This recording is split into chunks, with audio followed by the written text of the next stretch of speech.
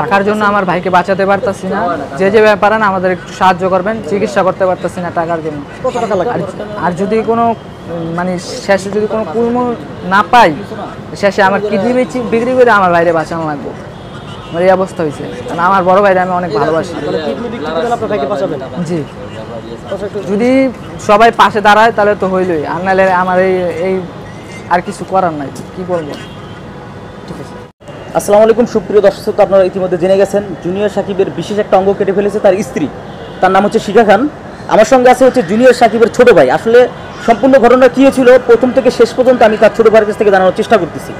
আচ্ছা ভাই, কী হয়েছিল ঘটনা? তোমার নাম কি এবং তুমি সাকিবের কে হয় এটা একটু, তোমার নাম কি এবং সাকিবের কে হয় এটা একটু জানাও। আমার নাম হচ্ছে মোহাম্মদ রাকিব, আর আমি জুনিয়র সাকিবের ছোট ভাই। আর এই শিখা মনে করেন এত একটা বাজে একটা মহিলা, ওর দুইটা যে আগের হাজব্যান্ড আছে, ওই দুইটা হাজব্যান্ড নিয়ে আমার ভাইয়ের কিছুদিন ধরে হুমকি দিতেছে যে 5 লাখ টাকা দিয়ে নাইলে তোরে মানে কিছু একটা কইরা ফেলবে, এরকম হুমকি দিতেছে।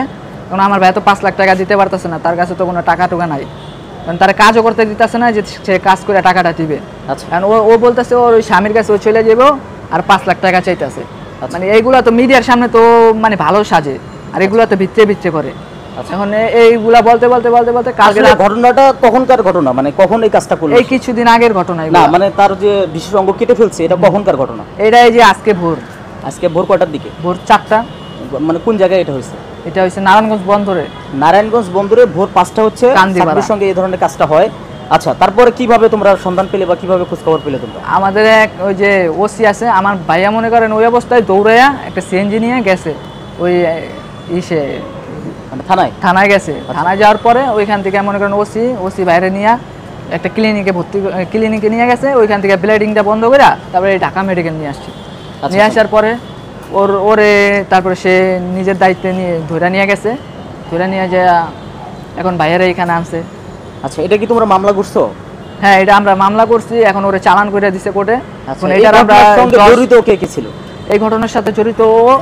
আর দুইটা হাজবেন্ড আছে, একটা হইলো যে গাজী রিয়াজউদ্দিন, আর একটা হইলো কি জানি নাম, ইমন খান, আর একটা হলো ইমন খান।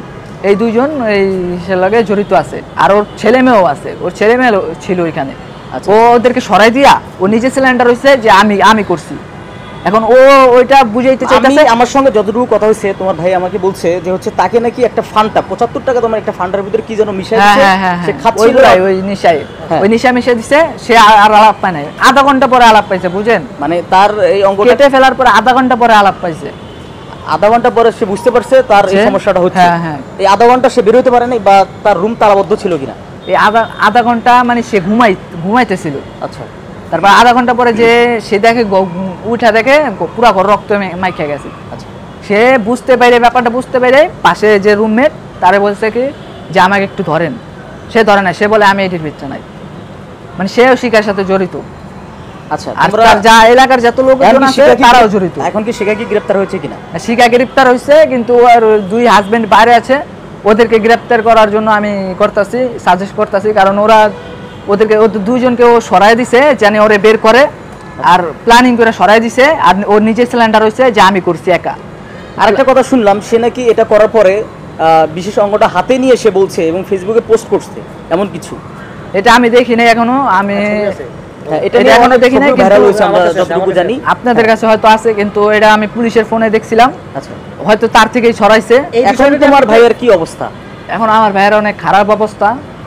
সে মৃত্যুর সাথে পাঞ্জা লড়ছে, তার অপারেশন করা হয়েছে। ডাক্তার বলছে যে 1 সপ্তাহের ভিতরে মানে কি যেন একটা বললো যে ম্যাচিং না হইলে নাকি মারাও যাইতে পারে।